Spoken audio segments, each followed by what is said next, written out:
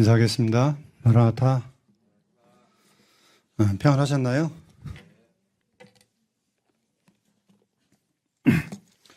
벌써 12월 첫 주가 됐습니다. 올해 저희들의 교회 삶의 목적이 저 뒤에 나와 있는 말씀입니다. 첫 주에 말씀을 드렸는데 한번 같이 읽어보실까요? 시작. 다시요. 시작. 내가 사랑하는 자를 책망하여 징계하노니 그러므로 내가 열심을 내라 회개하라. 누가 누구한테 하신 말씀이죠? 이게? 성령이 나오디아 교회에게 말씀하신 내용입니다. 나오디아 교회는 오늘날 주님 오심이 가까운 이 시대를 가리키고 있습니다.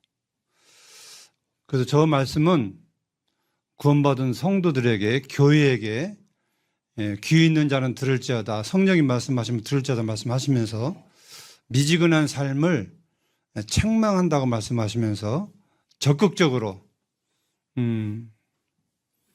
살라고 하시는 말씀이기도 합니다. 예수님이 이 땅에 오셔서 십자가에 죽으신 목적이 뭐죠?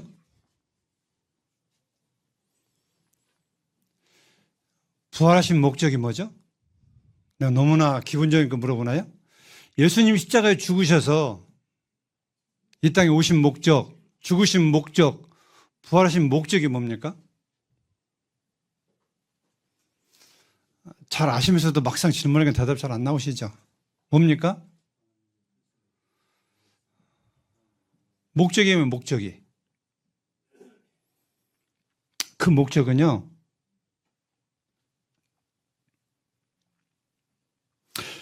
죄인된 저희들을 구원하시고 영원히 함께 살기 위해서 하나님과 저희들의 관계를 죄로 말미암아 끊겼는데 그 끊긴 관계를 다시금 이어주시고 하나님과 함께 영원히 살 수 있는 삶을 주시기 위해서 그렇게 하신 것입니다. 성령님을 왜 이 땅에 보내셨죠, 예수님이? 보내신 목적이 뭡니까? 성령을 보내신 목적. 예? 그것은요, 하나님이 교회를 세우시기 위해서 이 땅에 성령의 하나님을 보내신 것입니다. 최종적으로 말씀드리면 예수님 이 땅에 오셔서 십자가에 죽으시고 부활하시고 승천하시고 그 뒤에 성령을 선물로 보내신 것은 이 땅에 피로 사신 교회, 하나님이 거하실 교회를 세우시기 위해서 그렇게 하신 것입니다. 대부분 우리는 이 목적을 잃어버린 채 과정만 보고 감사하고 살아가는데 사실은 이 방법도 중요하지만 과정도 중요하지만 그 목적에 이끄는 삶을 살지 못하면 어떤 일이 벌어질까요? 저는 요즘에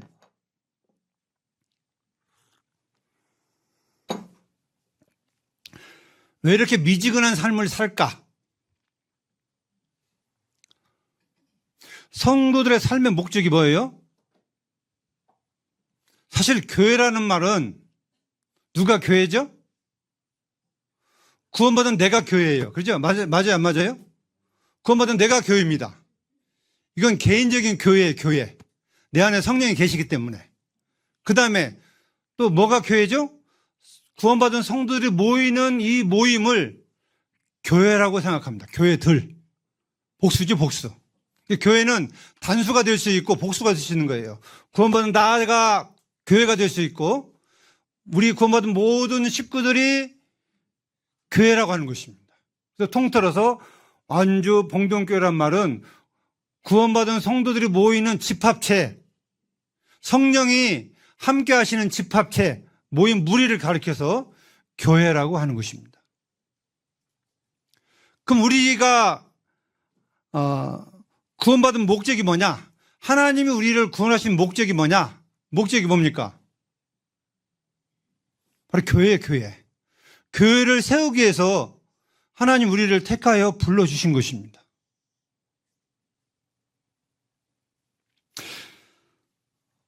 왜 오늘날 성도들이 이 교회에 대해서 소극적일까? 한번 생각해 보셨나요? 물론 적극적인 분들이 있습니다. 근데 적극적인 분들보다 소극적인 분들이 더 많습니다. 왜 그럴까요? 왜? 이 교회에 대한 가치를 모르기 때문에 그럴 수밖에 없습니다. 우리는 가치 있는 일에 투자하고 가치 있는 일에 신경 쓰이고 가치 있는 일에 온 힘을 다 기울이게 되어 있습니다. 가치가 내가 없다고 생각하면 남들이 가치 있다 할지라도 내 스스로가 가치 없다고 생각하면 그걸 내가 무시하게 되고 소극적이고 이런 미지근하게 되는 삶을 살 수밖에 없습니다.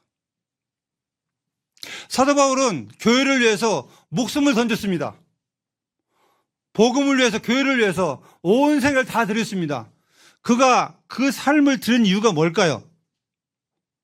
왜 그랬을까요? 사람은 손해보는 짓을 해야 안 해요? 혹시 손해보는 짓을 하고 사는 사람 있습니까? 아무도 없어요. 저도 손해보는 짓은 안 합니다. 교회를 위해서, 복음을 위해서 투자하면 그 가치가 있기 때문에 그가 그렇게 매를 맞으면서도 굶어가면서도 핍박을 받으면서도 그 생애를 그걸 위해서, 교회를 위해서, 복음을 위해서 투자하고 그 생애를 드린 것입니다. 근데 왜 주님을 떠나죠? 왜 교회를 떠나죠? 그 뭐냐면 그 교회라는 가치, 복음의 가치를 정말 가볍게 생각하기 때문에 세상의 쾌락이 교회의 가치보다 내 삶의 가치보다 더 중요하기 때문에 자꾸 떠나는 것입니다. 또 저는 이 시간에 이 교회의 가치가 얼마나 중요한지 그걸 좀 말씀을 드리고자 합니다. 교회 가치를 아십니까? 지난주 목요일 날 호남 지역 장로 모임이 광주 남북에서 했습니다. 주님이 왜 그렇게 하신지 모르겠지만 저한테 말씀 1시간을 주셔서 발표하라고 전화가 왔어요. 일꾼들 앞에서 경건한 교회에 대해서 1시간 준비하고 발표하라고 부탁이 왔는데 저는 자신이 없었습니다. 왜 나한테 그런 부탁을 했을까? 난 내 집에서 헤매고 있는 사람인데 내가 무슨 일꾼들 앞에서 무슨 말씀을 어떻게 준비해서 어떻게 하라고 왜 그렇게 하셨을까? 많은 고민과 염려를 했습니다. 안 하면 안 되냐고 몇 번 사역을 했지만 안 하면 안 된대요. 이유가 뭐냐 그랬더니 한 번도 아는 사람을 세우라는 목적이 있대요. 제가 한 번도 안 서봤거든요. 일꾼들 앞에서는. 더 이상 변명의 여지가 없었습니다. 제가 잘해서 허락한다면 그냥 계속 밀어붙였는데 한 번도 아는 사람을 세우라는 그 광주 남북교회 그 형제님들이 의견이 있었기 때문에 이번 그렇게 하라고 하셔서 해야 된다고 하는 것입니다. 어쨌든 그게 명분이니까 한 번도 안 했으니까 뭐 망하든 흥하든 그건 주님이 하실 문제고 그것도 내가 또 빼는 것도 또 그 주님이 쓰신다고 하면 또 그것도 문제잖아요. 그래서 그냥 순종하겠다고 해서 1시간 준비해서 했는데 제정신은 안 했습니다. 제가 앞에 강단에 나가서 그런 유머를 좀 했습니다. 경찰하고 소경하고 싸웠는데 누가 이기겠습니까? 제가 물어봤어요. 누가 이겼다고 했을까요? 누가 이겼을 것 같아요? 왜요? 눈에 보이는 게 없으니까. 그러니까 웃으시더라고요. 지금 내 심장이 눈에 보이는 게 없습니다. 그랬어요. 형님들 앞에서. 한바탕 웃음이 나왔는데 왜 주님이 이런 주제를 저보고 발표를 하셨을까? 이렇게 생각하면서 이 교회가 얼마나 소중한지 앞으로 내가 교회를 세우고 섬겨가야 되는데 어떻게 해야 되는지 주님이 공중에 오실 때에 내 개인의 교회 내가 속해 있는 이 완전 봉동교회가 평가를 받을 텐데 어떤 평가를 받을는지 상당한 궁금증과 상당한 두려움이 제게 있었습니다. 그러면서 저뿐만 아니라 이 말씀은 우리 온 성도들에게 다 필요한 말씀이기 때문에, 왜? 저만 교회가 아니고 여기에 속해 있는 우리 완전 봉동교회는 어린 학생부터 나이 많으신 부친지까지 다 하나님의 교회고 하나님의 나라와 하나님의 복음과 교회를 위해서 택함을 받고 부르심을 받은 사람이기 때문에 이 가치를 좀 알아야 되겠다.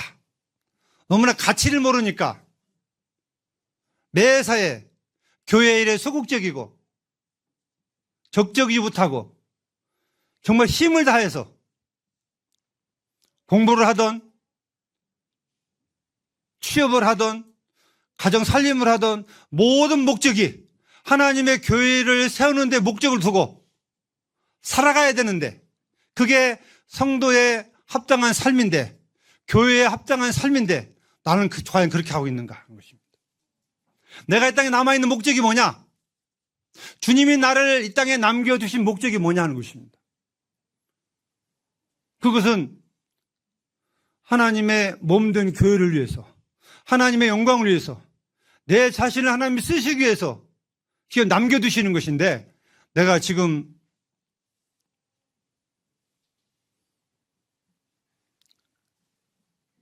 거기에 합당하게 생활을 하고 있는지 돌아보는 시간이 됐습니다.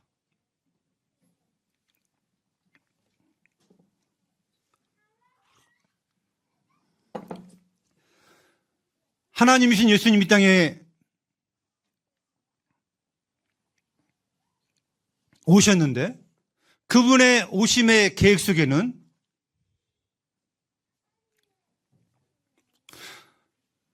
교회라고 하는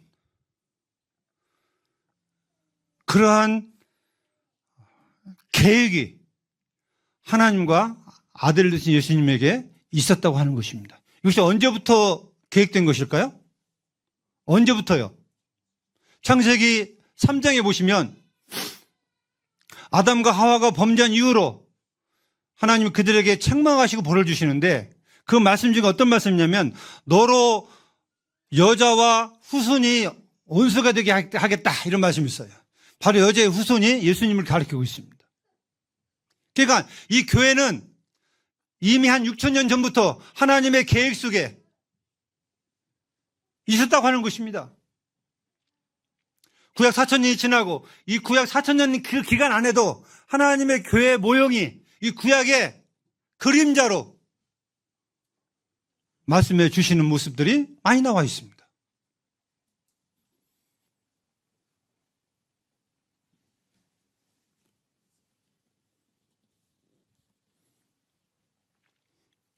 저와 우리 성도님들이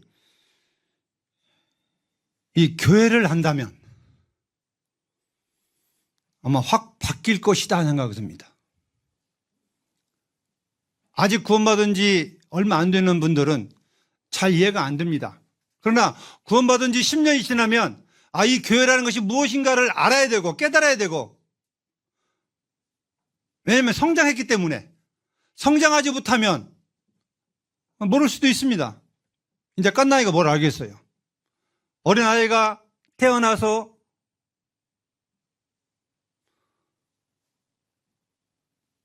오줌똥 부모가 가려주고 성장하면 성장할수록 그가 말을 하고 나중에 크면 엄마 마음을 알고 아빠 마음을 알고 부모에게 효도하게 되어 있는 것입니다. 성장하면, 성숙해지면 그렇습니다.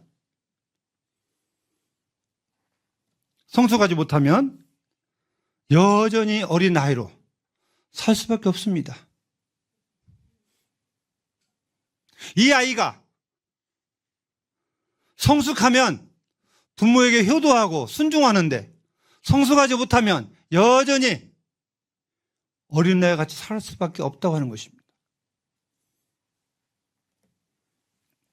이 시간 성령의 하나님께서 우리에게, 저와 성도님들에게 이 교회에 대해서 정말 조금이라도 더 깊이 알게 해주시기를 기도합니다. 사도행전 2장에 보시면 좀 거기 좀 말씀 보겠습니다. 42절부터 제가 좀 읽어드리겠습니다. 그들은 누구냐면 예루살렘 교회가 부흥하는 시기, 3,000명이 구원받은 이 시기에 구원받은 성도들을 가르치고 있습니다. 제자들과 함께. 그들이 사도의 가르침을 받아 서로 교제하고 떡을 떼며 오로지 기도하기를 힘쓰니라. 사람마다 두려워하는데 사도들로 말미암아 기사와 표적이 많이 나타나나니 믿는 사람들이 다 함께 있어 모든 물건을 서로 통용하고 또 재산과 소유를 팔아 각 사람의 필요를 따라 나눠주며 날마다 마음을 같이하여 성전에 모이기를 힘쓰고 집에서 떡을 떼며 기쁨과 순전한 마음으로 음식을 먹고 하나님을 찬미하며 온 백성에게 칭송을 받으니 주께서 구원받은 사람을 날마다 더하게 하시리라. 예수님이 승천하신 후에 하나님이 세우신 예루살렘 교회, 성령이 임해서 예루살렘 교회가 이제 세워지는 초대 모습 교회입니다.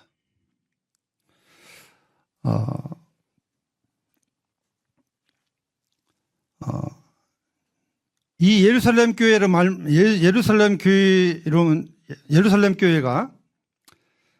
교회로서 본이 되는 그런 아름다운 교회 모습이 여기에 그려지고 있습니다.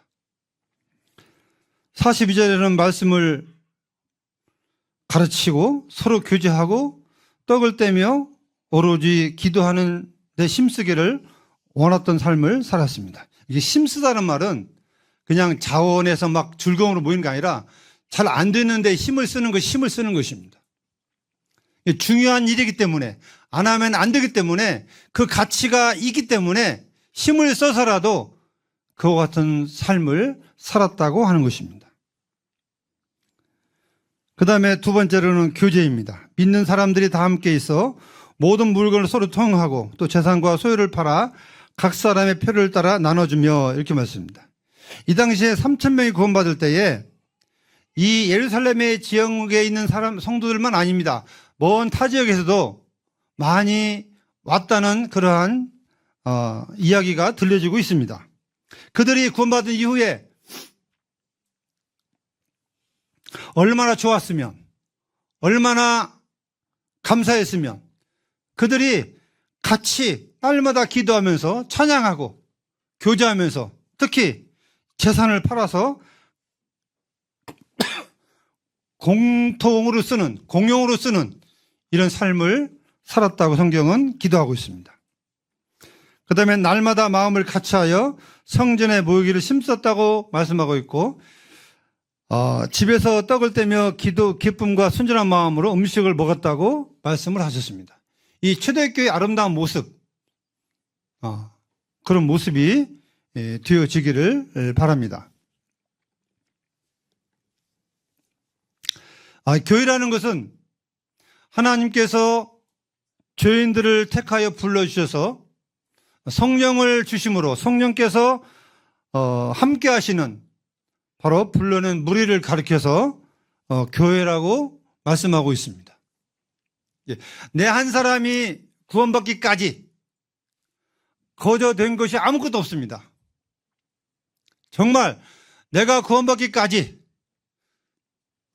하나님의 은혜가 첫째고 택하심 첫째고 또 가족들의 기도와 성도들의 기도와 전도하는 이런 희생의 값을 통해서 하나님이 한 사람 한 사람을 구원하셨습니다. 다시 말씀드립니다. 나를 구원한 목적은 지옥에서 건져서 천국에 보내주려고 하나님이 구원하신 목적이 아니라고 하는 거예요. 거기에만 머무르면서는 안 된다고 하는 것입니다. 하나님이 세우신 그 교회, 이 교회라고 하는 이 엄청난 하나님의 모든 계획이 다 있는, 자, 좀 있으면 주님이 공중에 재림을 하신다고 약속이 되어 있습니다. 지금은 성령의 시대이고 교회의 시대입니다. 근데 주님이 공중에 오시면 성령의 시대가 마감이 됩니다. 구원받은 성도들과 동일하게 성령도 같이 휴거가 되게 돼 있어요. 이 땅에 더 이상 성령 역사가 없다고 하는 것입니다. 지금이야말로 성령의 시이기 때문에 성령의 역사하심이 있는 하나님의 은혜 시대입니다. 이 시대가 언제까지 갈 것이냐? 그건 아무도 모릅니다. 또 내가 언제 죽을지 아무도 모릅니다. 우리는 정신을 차려야 됩니다.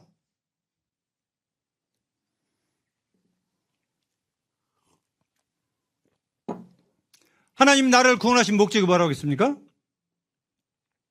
교회를 위하여 사랑하고 섬기라고 구원하신 것입니다.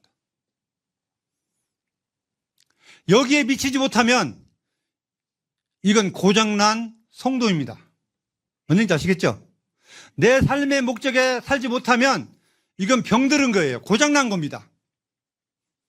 왜냐하면 그 목적대로 살지 못하기 때문에 마치 이 펜이 글씨를 써서 글씨가 나와야 되는데 안 써지면 이건 고장나서 버려야 되는 것처럼 목적을 잃어버리게 되는 것입니다. 그래서 내 삶의 목적이 교회라고 하는 이 머릿속에 이 목적을 잃어버리면 우리는 더 이상 이 땅에 살 의미가 없다는 것입니다. 하나님 우리에게 간절히 바라는 것이 무엇이겠습니까? 그건 죄인들이 구원받고 주님이 머리 대신 주님의 피로 사신 이 교회 안에서 그들이 성장하고 그들이 섬기면서 선한 간증을 통해서 선한 삶을 통해서 복음이 증거가 되고 하나님의 나라가 확장되는 그러한 삶이 바로 이 교회의 사명이고 교회의 가치인 것입니다. 고린도전서 10장 31절에 보시면 너희가 먹든지 마시든지 무엇을 하든지 하나님의 영광을 위하여 하라 하는 말씀이 있습니다. 이 말씀을 다른 말로 표현하면 너희는 먹든지 마시든지 무엇을 하든지 하나님의 교회를 위해서 하라고 하신 말씀이에요. 이게. 그러면 하나님의 교회는 누굴까요? 내가 하나님의 교회고 성도님들이 하나님의 교회입니다. 그럼 교회를 위한다면 누굴 위한 것일까요? 주님을 위한 것일까요?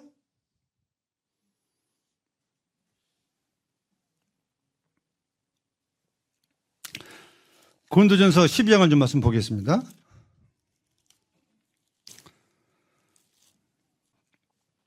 24절부터 보시면 우리의 아름다운 지체는 그럴 필요가 없느니라. 오직 하나님이 몸을 고르게 하여 부족한 지체에게 귀중함을 더하사 몸 가운데서 분쟁이 없고 오직 여러 지체가 서로 같이 돌보게 하셨느니라.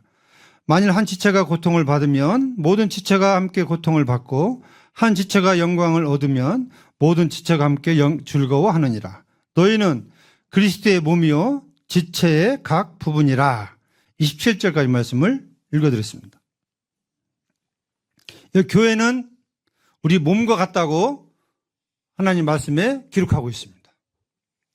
우리 몸에 덜 귀하고 더 귀한 것이 있다고 없다고요? 없다고 말씀하고 있습니다. 다 귀한 지체들이라고 말씀하고 있습니다. 오히려 24절에 보면 부족한 지체에게 귀중함을 더하사 이런 말씀이 있습니다. 연약한 지체에게 하나님이 귀중함을 더하게 하신다는 것입니다. 이게 무슨 말씀이냐면 여기에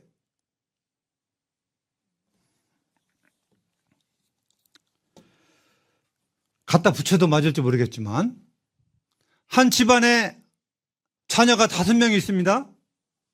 근데 4명은 다 건강한데 한 아이가 아픈 손가락이에요. 그러면 그 집안 온통에 그 목적이 어디에 다 가 있나요? 건강한 사람이 가 있나요? 아픈 사람이 가 있나요? 아픈 아이에게 부모는 그 아픈 아이에게 모든 그 포인트를 맞춰서 가정이 돌아가는 것입니다. 심지어는 건강한 아이들까지도 그 아픈 동생과 그 누나 오빠를 위해서 거기에 함께 살아가는 데에 목적이 있는 것입니다. 제가 이런 말씀 왜 여기에다 붙이냐면 오늘날 성도들이 하나님의 교회 안에서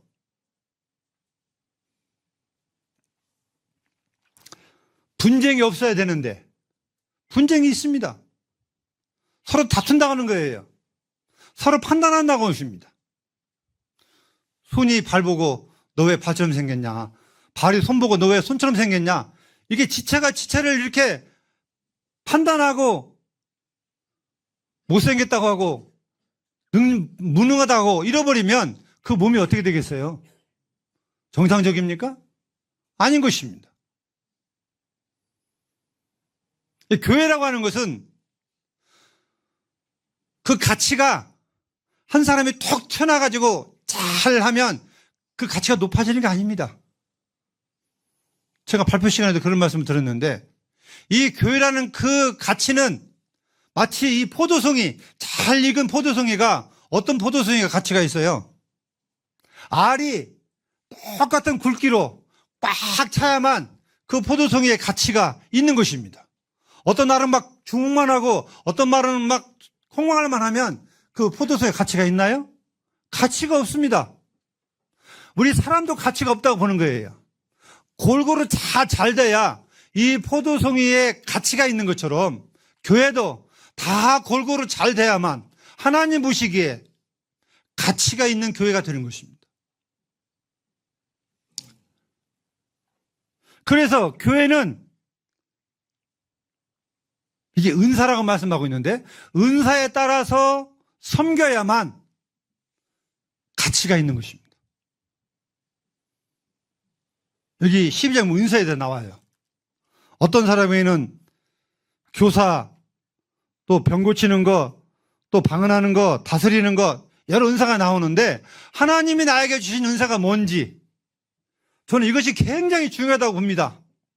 오늘날 성도들이 이 자기 은사를 모르기 때문에 자기가 하고 싶은 대로 해요. 이게 안 되는 것입니다. 또 남의 은사가 욕심이 나서 내가 따라서 해보기도 해요. 이것도 안 되는 거예요. 왜 그러냐면 그렇게 되면 이 교회에 대한 가치가 떨어지게 되고 이 교회가 많은 어려움들 오게 돼 있어요. 그래서 내가 은사가 뭔지 하나님 앞에서 철저하게 점검하고 해보면 알아요. 섬겨보면 알아요. 안 섬겨보면 모릅니다. 몰라요. 그러나 내가 이것도 해보고 저것도 말씀도 교제해보고 또 봉사도 해보고 이것도 해보고 이것도 해보면 아, 내가 하나님의 교회에서 어떤 일을 하는 것이 성도들에게 도움이 되고 덕이 되고 유익이 되는지, 성도들에게 도움이 되고 덕이 되고 유익이 되지 못하면 그건 내려놔야 돼요. 왜? 너무 성도들이 힘들게 하니까.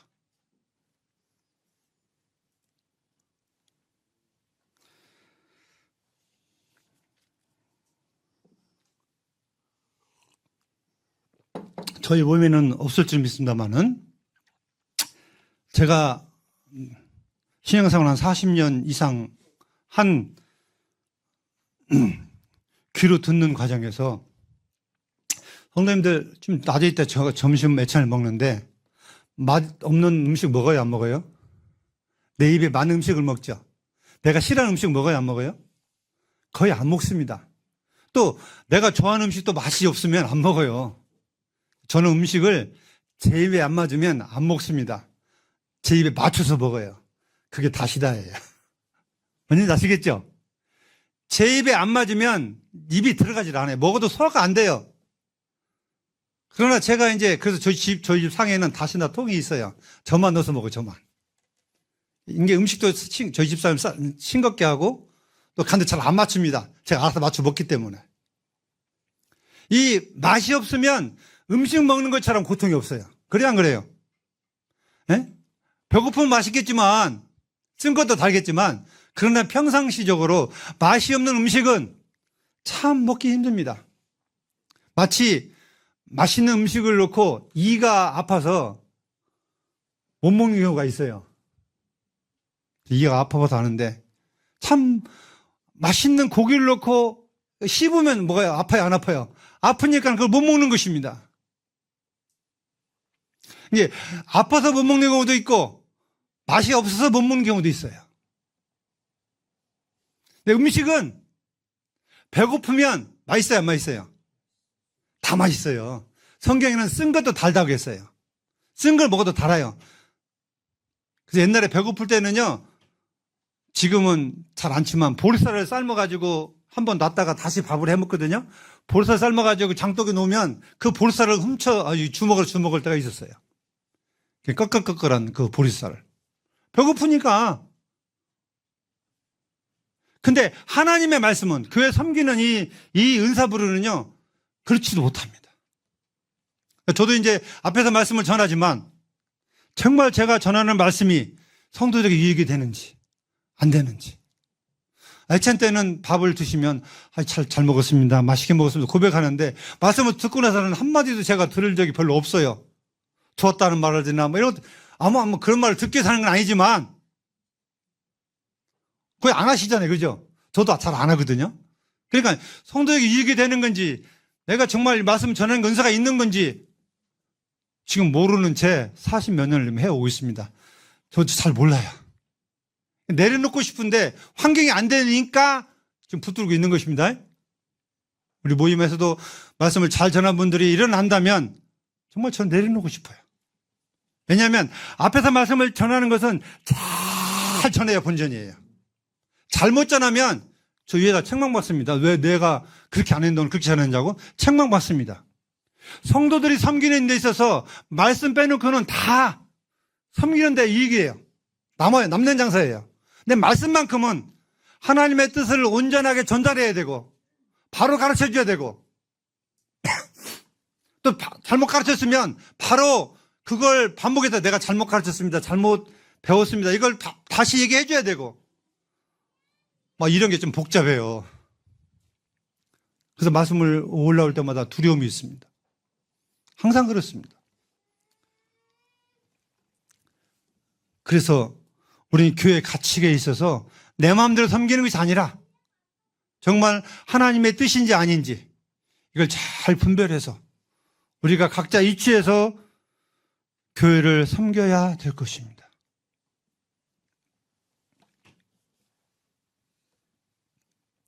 제가 지금 교회 가치에 대해서 말씀하고 있습니다. 성도님들이 하는 수고는 주님이 오시게 될 때에 내가 개인적으로 살아온 삶, 개인적인 교회 차원에서 복음을 위해서 교회를 위해서 살아온 삶의 평가를 주님 앞에서 받게 될 것입니다. 또한 우리 완전 봉동교회라고 하는 이 교회를 협력해서 선을 이루어가는 이 단체의 무리가 하나님의 교회를 어떻게 세우는지에 대해서 평가를 그때 받게 될 것입니다. 여기 뒤에 있는 나와 말씀처럼 아시아에 있는 7교회가 하나님 책망하셨는데 6개 교회를 책망하셨죠? 책망하셨는데 그 책망하신 것처럼 우리가 하나님의 뜻대로 주님의 뜻대로 교회를 세우고 섬기지 않으면 우리는 거기에 대한 평가를 개인적으로 교회적으로 받게 될 것입니다. 너무나 두려운 마음이 있습니다.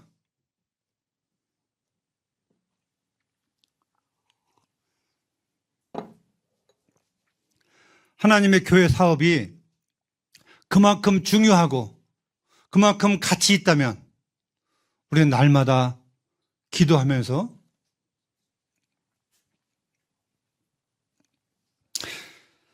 준비하면서 섬겨야 될 것입니다. 교회의 가치는 아무리 강조해도 지나치지 않습니다. 교회를 위해서 기도하고 교회를 위해서 헌신한 만큼 주님은 베풀어 주실 것입니다. 교회를 안다면, 교회의 가치를 안다면 성도가 성도를 판단할 수 없고 성도가 성도를 비판할 수 없습니다. 그건 하나님을 비판하는 것입니다. 내 지체를 비판하면 주님을 비판한 것 같습니다. 왜? 주님이 머리 되신 분이니까. 우리 서로 비판하면 주님을 비판하는 거예요. 교회를 경히 여기면 주님을 경히 여기는 것입니다. 주님하고 교회하고는 밀접한 하나의 하나. 둘이 아닙니다. 따로따로가 아닙니다. 성도님 이 점을 아시고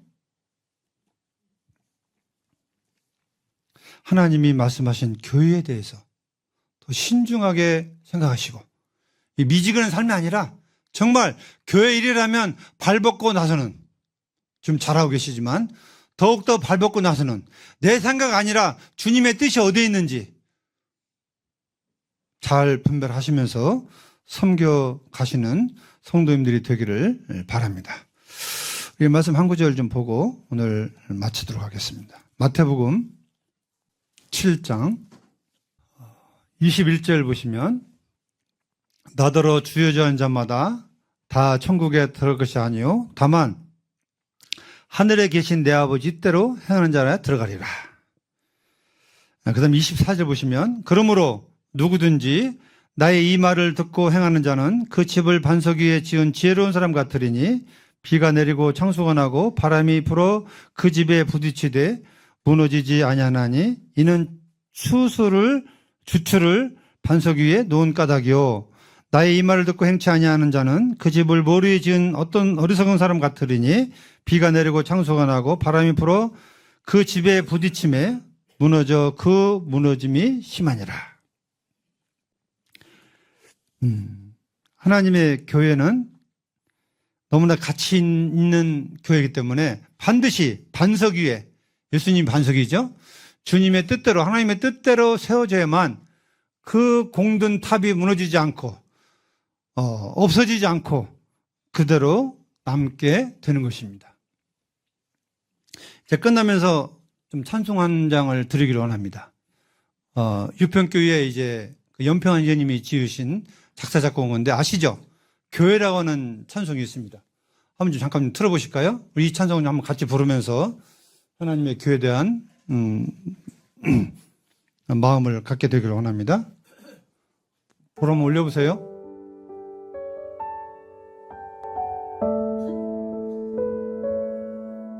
사람이 넘치기보다 사랑이 넘치는 교회 섬김을 원하기보다 섬김의 기쁨 알아가는 교회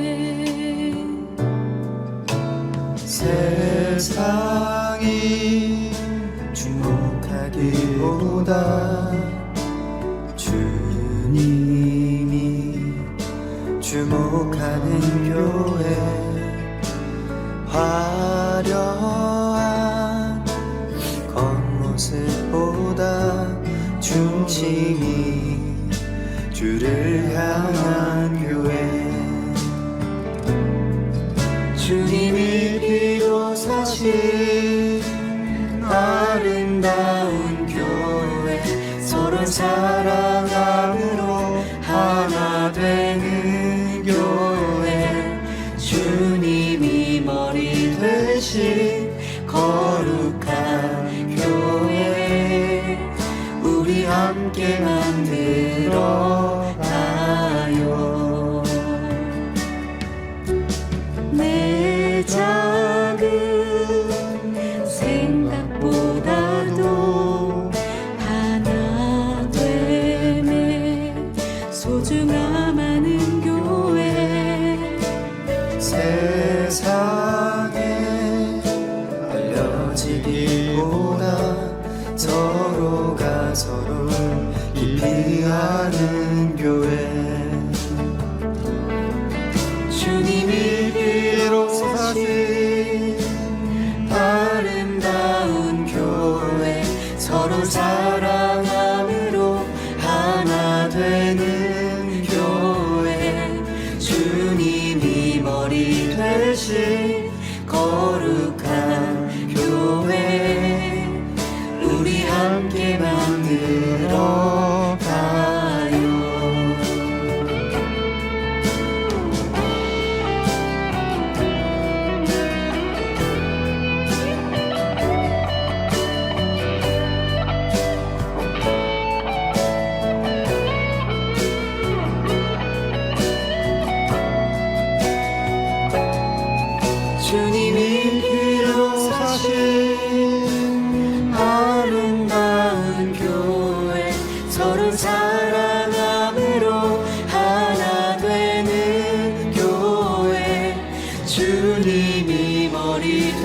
사신 거룩